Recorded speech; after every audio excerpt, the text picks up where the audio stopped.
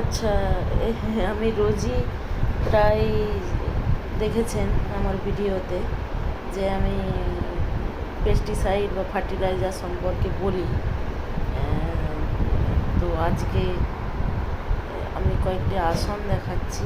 এটা আমার শাশুড়ি মার বোনা, এটাও শাশুড়ি মার বোনা, আর এইটা আমার নিজের হাতের বোনা। আমিও জানি, খুব ভালো না জানলেও কিছুটা অভিজ্ঞতা আছে, জানি। মানে দেখালে বা একটু দেখিয়ে দিলে, কোনো ডিজাইন দেখতে পেলে বা কোনো কিছু দেখতে পেলে আমি করতে পারি। কিন্তু এখন সমস্যা হয়েছে কি, উল এত দামি হয়ে গেছে, তারপরে উলের কোয়ালিটিও আগের মতো আর নেই, যার জন্য আর ভালো লাগে না। নইলে এই ডিজাইনগুলো তুলতে আমাকে খুব ভালো লাগে, বুনতে। আসন তো বোনা হয় চটের উপর।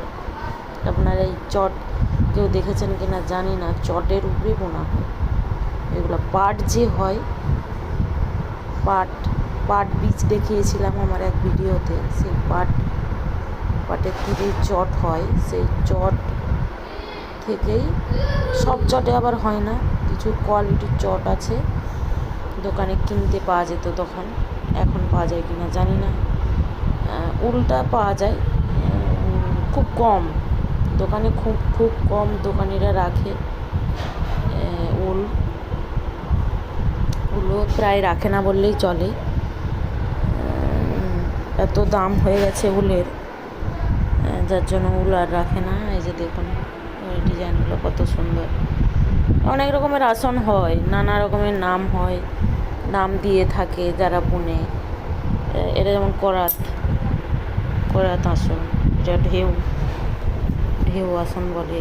আমি যেটা বুনেছিলাম তখন ঢেউ আসন সবাই বুনেছিল, অনেকেই যারা বুনেছিল তাদের দেখে আমি বুনেছিলাম। দেখতে বেশ ভালো লাগে। আসলে আসন বোনা হচ্ছে আপনার রঙটা যে যেরকম ব্যবহার করে তার উপর আসনের কোয়ালিটি বা আসনটা দেখতে ফুটে ওঠে। যে যেরকম চয়েস করে, আর চয়েসের উপর, রঙের উপরে নির্ভর। যেমন একটা শাড়ি চয়েস করলে কার মানাবে, সেরকম আসনও সেই রকম ম্যাচ করে উল কিনে আসন বুনতে হয়। কত সুন্দর দেখুন। আরও আছে আমার আসনে, তিনটেই আমার হাতের কাছে ছিল। আজ তো আমি পেস্টিসাইড নিয়ে করছি না বা ফার্টিলাইজার, একটু দেখিয়ে দিই, ভালো লাগে যদি আপনাদের, তাই।